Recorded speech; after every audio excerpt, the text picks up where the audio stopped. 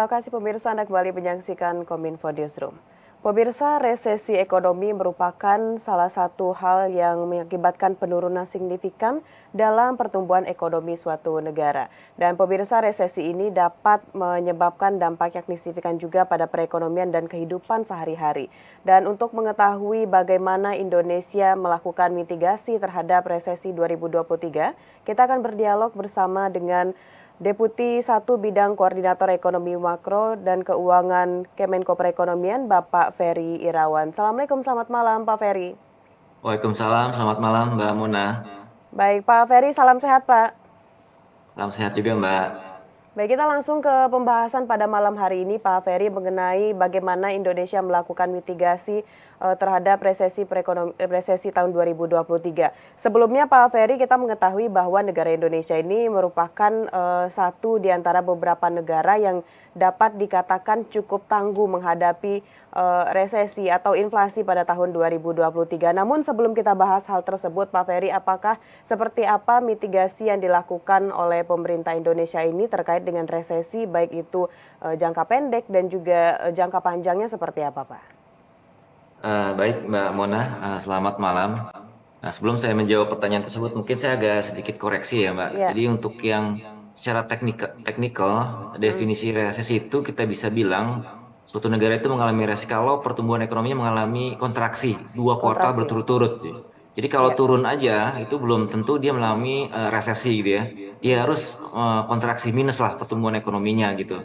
Dan itu pun dalam 2 bulan berturut 2 kuartal berturut-turut, ini bukan satu. Nah yang kedua, Baik.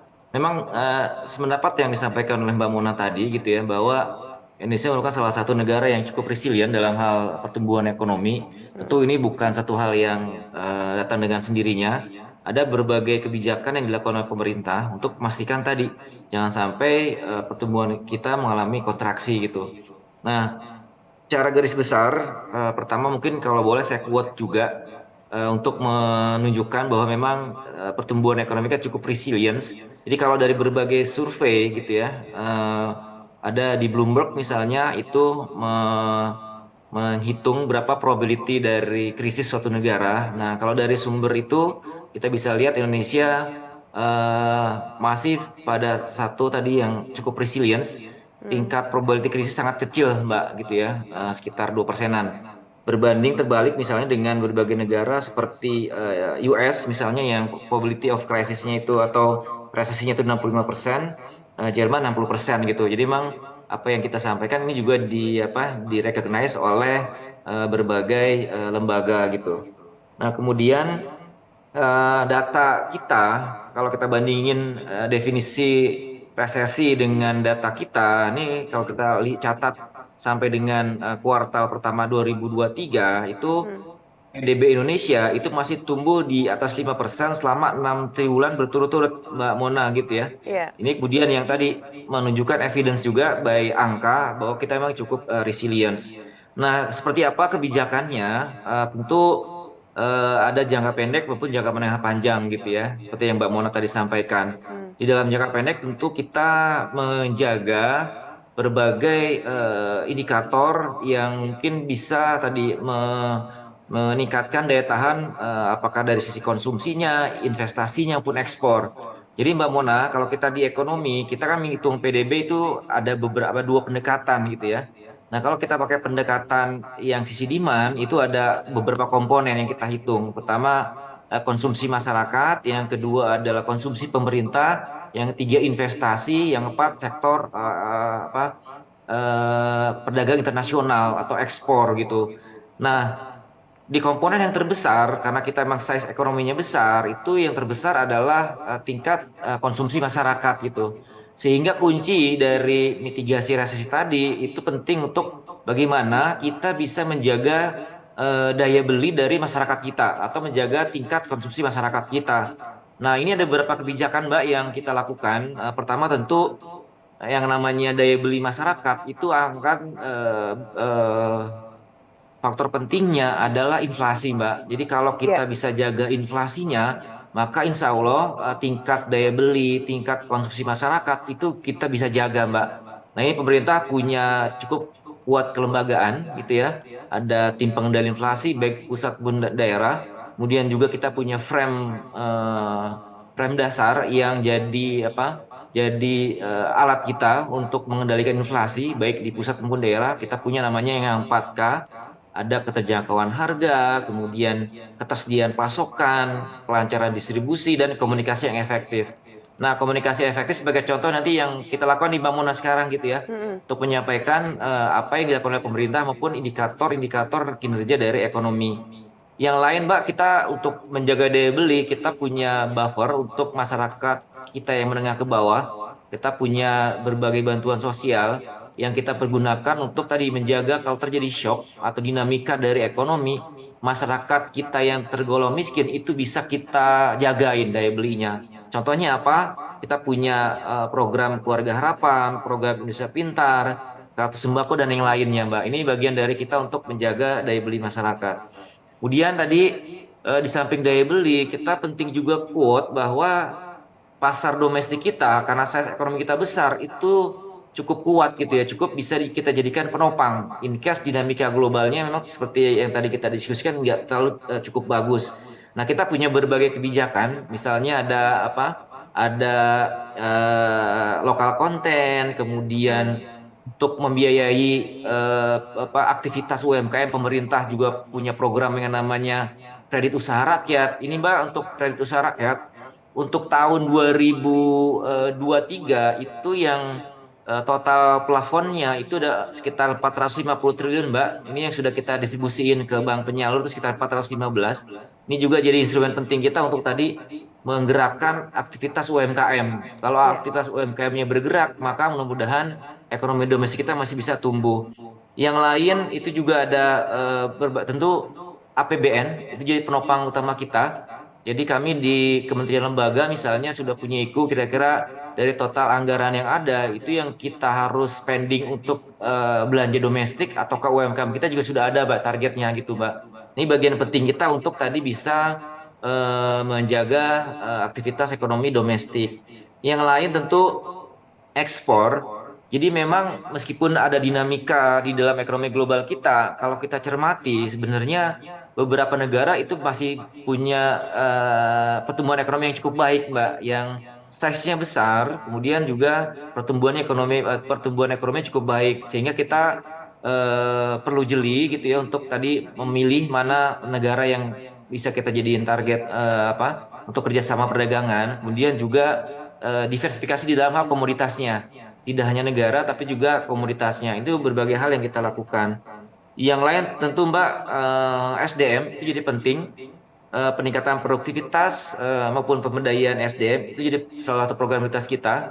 Kami di Kemenko Perekonomian itu mengkoordinir program Kartu Prakerja. Ini bagian dari upaya kita untuk memastikan kita punya cukup resource SDM untuk mengadres berbagai tantangan yang ada. Sampai dengan bulan Juni itu yang sudah menerima itu 16,8 juta, Mbak, totalnya dari sejak kita luncurkan. Kemudian juga kita juga tentu punya proyek strategis nasional, Mbak. Jadi kalau kita lihat untuk proyek infrastruktur itu total PSN itu ada 210 proyek, kemudian juga ada 12 program gitu dengan total 5.746.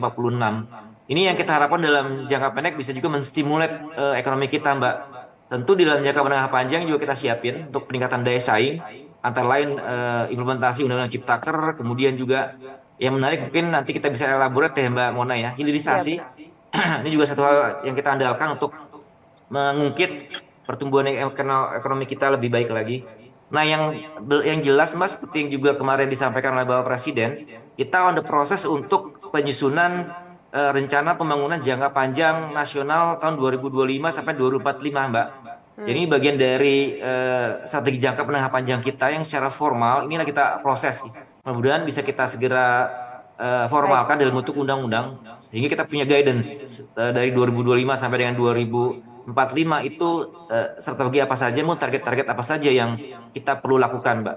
Mungkin itu sebentar dari kami, Mbak Mona. Baik, baik Pak Ferry, tadi ada beberapa hal yang telah dilakukan oleh pemerintah untuk bisa memacu pertumbuhan dari perekonomian di Indonesia. Lalu dari beberapa hal yang Pak Ferry sampaikan tadi, apakah sejauh ini pemerintah sudah melihat peluang baru untuk bisa mempercepat pertumbuhan ekonomi, namun masih dalam tahapan diskusi begitu Pak? Sudah ada sejauh ini pemerintah melakukan tinjauan, Pak Ferry?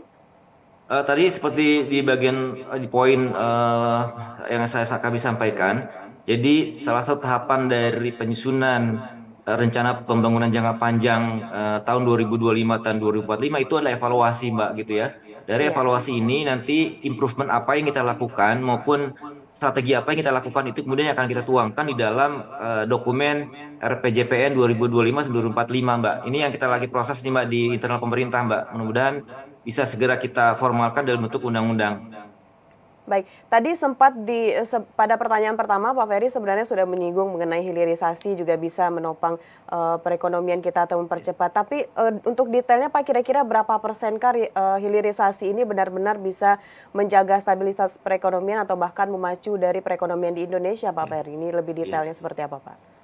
Ini mungkin saya kasih gambaran ya, Mbak. Kita punya eh, tahapan yang cukup detail mengenai Ya. hilirisasi dan dampaknya terhadap ekonomi kita. Ini sebagai ilustrasi misalnya untuk nikel gitu ya, Mbak. Nikel kalau hanya di dalam bentuk mentah yang merupakan tahap awal dari proses itu katakanlah nilai tambahnya 1 kali ya, Mbak. Nah, sekarang pemerintah itu mendorong tentu seperti yang juga sering disampaikan oleh Pak Presiden, smelter dan refining industry. Jadi kalau di dalam dengan menjual bahan mentah saja kita dapat 1 kali, di tahapan yang kedua yaitu smelting and refining industry itu nilai value added-nya bisa 30 sampai dengan 40 kali lipat, Mbak. Jadi itu besar sekali ya. Kalau kemudian kita masuk ke next stage, misalnya EV baterai industry itu naik lagi, Mbak. Jadi bisa nilai tambahnya atau nilai manfaatnya itu bisa bertambah menjadi 90 sampai dengan 160 kali lipatnya, Mbak. Ya. Nah, kalau kemudian kita masuk ke yang fase 4 di EV industry atau electronic vehicle industry, itu bahkan lebih jauh lebih besar lagi, Mbak. Jadi 470 sampai dengan 780 kali dari baseline kita 1 kali dengan menggunakan bahan mentah. Nah, ini tentu dampaknya akan signifikan nih, Mbak. Pertama, tidak hanya yang pasti di sektor industri gitu ya. Jadi akan ada nilai tambah yang masuk ke diinjek ke dalam perekonomian kita dari sektor pertambangan ke sektor industri. Nah, seperti kita ketahui, sektor industri ini bagian terpenting share-nya cukup tinggi itu, Mbak. Kita kalau sekarang itu 18, nanti target kita lebih tinggi lagi tuh untuk ke jalan jangka menengah panjang.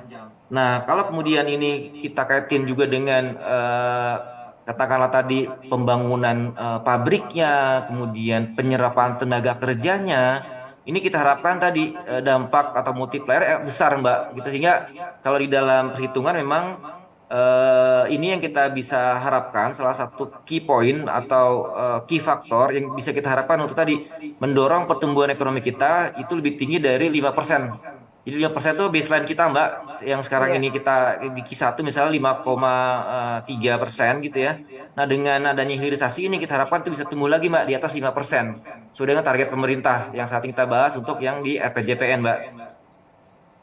Baik, berarti ini benar-benar hilirisasi salah satu hal yang bisa meningkatkan perekonomian kita di tengah ancaman potensi resesi. Baik, terakhir Pak Ferry, ini bisa disampaikan juga kira-kira untuk masyarakat hal apa yang harus dilakukan untuk bisa bertahan begitu Pak di tengah potensi adanya resesi tahun 2023. Ada yang mengatakan membeli emas begitu atau menabung. Nah, dari Pak Ferry sendiri ada himbauan Pak atau saran pada masyarakat?